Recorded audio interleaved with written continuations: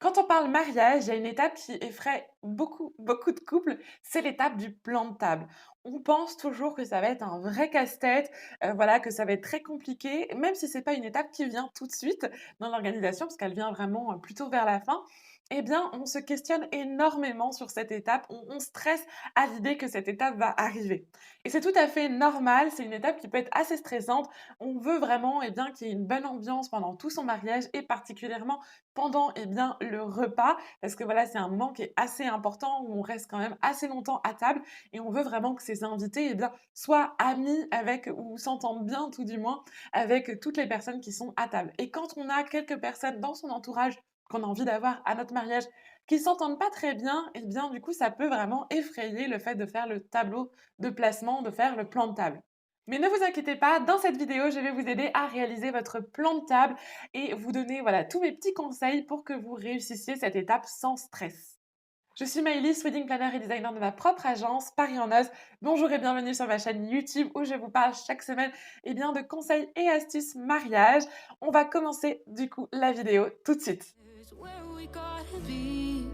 You know you'll have a good time wherever you're with me. Petit disclaimer avant de commencer cette vidéo, tout ce que je vais vous partager ici, ça c'est issu de mon expérience à moi. Voilà, par rapport au mariage que j'ai organisé, par rapport aux différentes formations que j'ai faites, par rapport à ce que j'ai pu voir en fait. Voilà, je vais vous partager mon expérience à moi. Bien sûr, peut-être que votre culture est différente, peut-être que vous avez fait différemment et que ça a très bien fonctionné pour vous. Là vraiment, voilà, je vous partage comment ça fonctionne avec les mariés avec lesquels j'organise les mariages généralement. Mais bien sûr, bien, vous pouvez avoir votre avis et votre façon de faire. C'est tout à fait normal, hein, c'est votre mariage, vous faites comme vous en avez envie. Moi, je suis là vraiment que pour vous donner mes conseils et astuces. Donc déjà, soyons d'accord, on va avoir besoin d'un plan de table seulement pour un dîner assis. Que ce soit en buffet ou servi à table, hein, peu importe. Dès que vous avez un dîner assis, là, il va y avoir le besoin d'un plan de table. On va pas avoir en fait besoin d'un plan de table si jamais vous faites un vin d'honneur ou un cocktail dînatoire, par exemple. Et bien sûr, même pour un dîner assis, vous n'êtes pas obligé d'avoir un plan de table, ce n'est pas obligé. Je vais vous expliquer un petit peu plus tard les avantages et les inconvénients d'avoir un placement libre, mais sachez que c'est possible. Ensuite, si vous souhaitez placer vos invités, sachez que vous pouvez faire un placement par table ou par chaise. Donc, c'est-à-dire par table, vous choisissez où est votre invité et bien, dans la salle, sur quelle table il est assis, et par chaise, où est-ce qu'il est assis sur une table bien précise. Donc, c'est-à-dire, est-ce qu'il est plutôt là, à côté de qui, etc., etc. Vous allez vraiment, choisir, son siège, quoi. D'ailleurs, c'est tout à fait possible de mixer et de faire un placement libre pour tous les invités avec seulement, eh bien, les invités de la table d'honneur qui sont, eh bien, assis et désignés ou alors, par exemple, un placement par table pour tous les invités, sauf les invités de la table d'honneur, encore une fois, qui sont là assis spécifiquement à un siège pour, eh bien, déterminer, un certain ordre, en fait. Alors maintenant qu'on a vu ça, je vais vous parler des avantages et des inconvénients de chaque façon eh bien, de placer ses invités. Donc déjà pour commencer, on va parler du placement par place, du placement par chaise en fait. Donc le premier inconvénient, c'est que ça va prendre du temps de réaliser un plan de table. Forcément, il va falloir que vous choisissiez non pas où est assis une personne dans la salle et sur quelle table, mais à quelle chaise exactement dans la table. Donc si jamais par exemple vous voulez faire garçon-fille, garçon-fille, garçon-fille, et bien du coup vous allez vraiment déterminer où est assis cet invité et ça va prendre beaucoup plus de temps de réfléchir à tout ça. En faisant un placement par place, mais aussi un placement par table, vous allez forcément avoir des gens qui ne sont pas contents avec eh bien, leur choix, qui ne sont pas contents avec ce que vous avez choisi parce que bah, voilà, ils auraient souhaité être assis à côté d'un tel, donc que ce soit sur la table, ils auraient souhaité être plus près d'un tel, ou alors carrément dans les deux tables différentes, ils auraient voulu être à une autre table. Mais voilà, c'est comme ça, il y aura forcément des gens qui ne sont pas contents, mais c'est pas grave, voilà, sachez-le dès le début, mais faites quand même comme vous avez envie et comme vous pensez que c'est mieux. En revanche, l'un des avantages, c'est que ça va vous permettre de contrôler qui est assis où. C'est assez pratique, par exemple, lorsque vous avez des personnes qui ne s'apprécient pas. Comme ça, eh bien, vous les mettez à l'autre bout de la salle chacun. Et en plus, vous pouvez faire en sorte qu'ils s'assoient eh bien, dos à dos. Vous voyez qu'il y en a un qui regarde d'un côté et l'autre qui regarde de l'autre côté. Bien sûr, qui regardent, en fait, qui ne se regardent pas, que leurs regards ne se croisent pas pendant le repas. Comme ça, au moins, vous êtes sûr eh bien, qu'il n'y aura pas de clash ou quoi que ce soit parce que bah, ils vont pas croiser leurs regards à table et du coup, bah, tant mieux. Et ensuite, si vous avez un service de plats différent, donc par exemple, si vous avez laissé le choix à vos invités d'avoir 2 plats différents ou alors que vous avez des invités qui ont des restrictions particulières, qui doivent manger végétarien, qui doivent manger, sans gluten, qui doivent manger, voilà, d'une certaine façon, eh bien, au moins ça permet au traiteur de retrouver facilement où est la personne. Parce que voilà, vous l'aurez indiqué au traiteur, voilà, il est à cette table, à cette chaise-là et donc du coup, il a pas besoin d'aller et demander, à qui est le plat végétarien. Voilà, directement, il sait où trouver la personne et en plus, petite astuce, vous pouvez le signaler sur le carton, sur le marque-place, en fait. Vous allez mettre un petit signe distinctif sur le marque-place. Comme ça, eh bien, le maître d'hôtel, le traiteur, va pouvoir voir sur le marque-place qu'il y a bien écrit que ce plat-là, enfin, cette personne-là a un plat spécial et donc, du coup, il va pouvoir eh bien, apporter le bon plat à la bonne personne. Ensuite, on a le placement par table. Alors là, ça vous permet de contrôler où sont assis les gens, enfin, quels sont les groupes en fait qui vont se former sans contrôler forcément où est assis exactement la personne. C'est un petit compromis en fait entre les 2 parce que ça vous permet de contrôler quand même, mais sans perdre du temps à choisir exactement qui est assis à quel siège. Et ensuite, on a le placement totalement libre. Alors là, du coup, ça a l'avantage que les gens peuvent s'asseoir où ils veulent, mais par contre, il va falloir que vous prévoyiez plus d'espace en fait, que vous prévoyiez à une table à chaque fois plus de chaises. Parce que bah, forcément, vous n'allez pas avoir des groupes qui vont bien se coordonner. Parfois, vous allez avoir des groupes de 3, des groupes de 2, et en fait, il va rester qu'une seule place, sauf que vous avez un groupe de 2. Donc du coup, bah, ils vont pas vouloir se séparer, ils vont vouloir se mettre ailleurs. Donc voilà, en fait, quand vous faites un placement libre, il va falloir compter plus de places pour pouvoir eh bien, faire en sorte que les groupes coïncident un peu plus. Donc là, moi, mon conseil, c'est que vous prévoyez 10-20% de place en plus pour être sûr eh bien, que tout le monde trouve sa place et qu'il n'y ait pas des gens qui soient séparés en fait.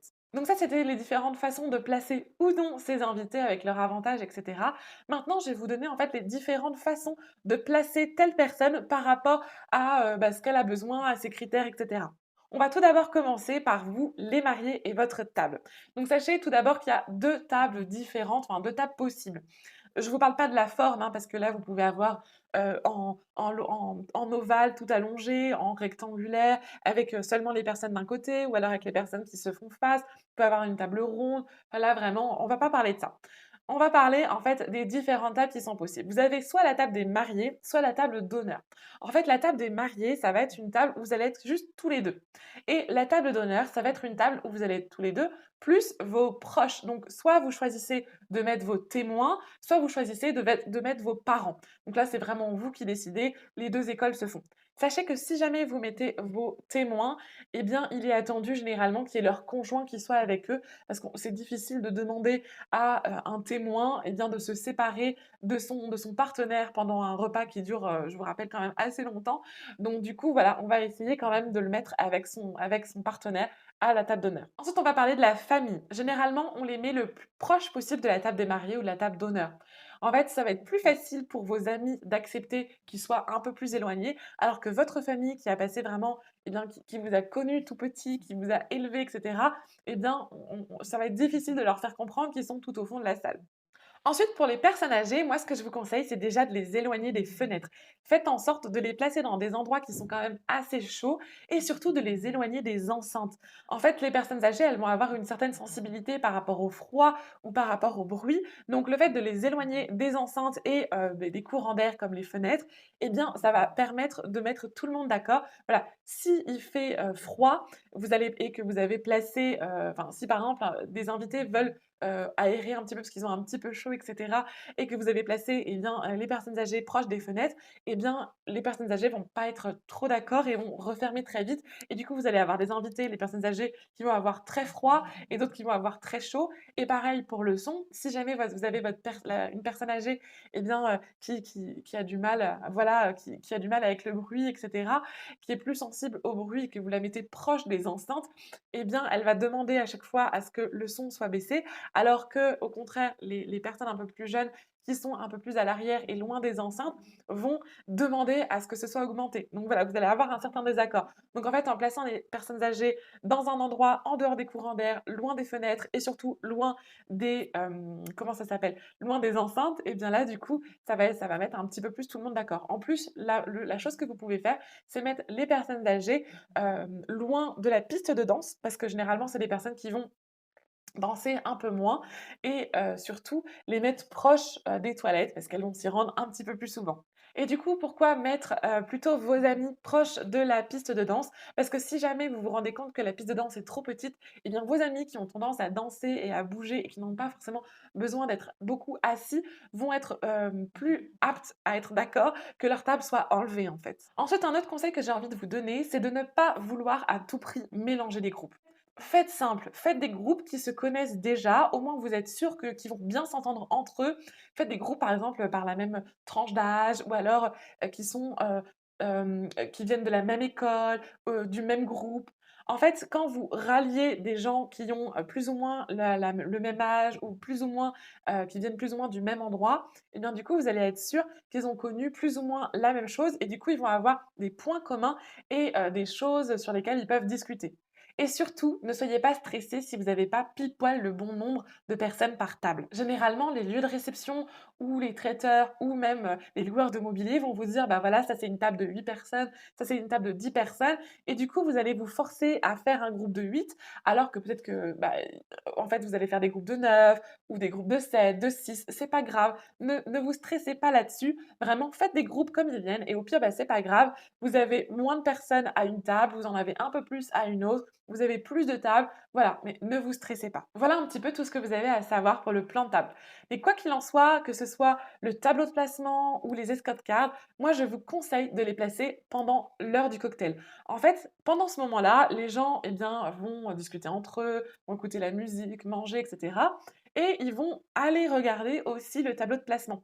Et comme ça, lorsque vous demandez à vos invités eh bien, de rentrer dans la salle, eh bien là, vous n'allez pas avoir un effet de bouchon avec le tableau de placement à l'entrée où tout le monde s'arrête pour regarder sa place puis rentre. Vous voyez, ils auront déjà connu, eh bien, ils sauront déjà où est leur place et du coup, l'entrée va se faire de façon beaucoup plus fluide et qui dit une entrée fluide dit moins de retard. Faites juste attention pour les escort cards, que ce soit pas un endroit très venteux ou alors qu'elle soit alourdie par quelque chose, parce que sinon vous allez avoir eh bien, les places de vos invités qui vont voler à droite à gauche et ce serait quand même dommage de devoir courir après. D'ailleurs, moi, je fournis à mes clients un logiciel super efficace que je vous mets juste là, qui en fait va permettre eh bien, à mes clients de placer les invités, de les remettre, de les enlever, de bouger les tables si jamais il y a besoin. Voilà, ça va vraiment leur permettre de réaliser leur plan de table de manière extrêmement efficace. Et du coup, ben, ça c'est quelque chose que je fournis à mes clients parce que, comme je vous le disais en début de vidéo, je suis wedding planner et designer de ma propre agence qui s'appelle Paris en Os et je serais ravie de vous accompagner. Voilà, si jamais vous souhaitez discuter de votre mariage, vous avez besoin d'aide sur certains points ou pour l'organisation complète de votre mariage ou la décoration d'ailleurs de votre mariage, n'hésitez pas à prendre contact avec moi. Moi, j'adore discuter avec les futurs mariés, échanger, voilà, organiser leur mariage. Voilà, c'est vraiment quelque chose que j'adore. Donc, n'hésitez pas à prendre contact. Vous avez toutes les informations en description comme d'habitude. Sur ce, je vous souhaite d'excellents préparatifs et vous dis à la semaine prochaine pour plus de conseils et astuces mariage. Mouah. It's where we gotta be. You know you'll have a good time wherever you're with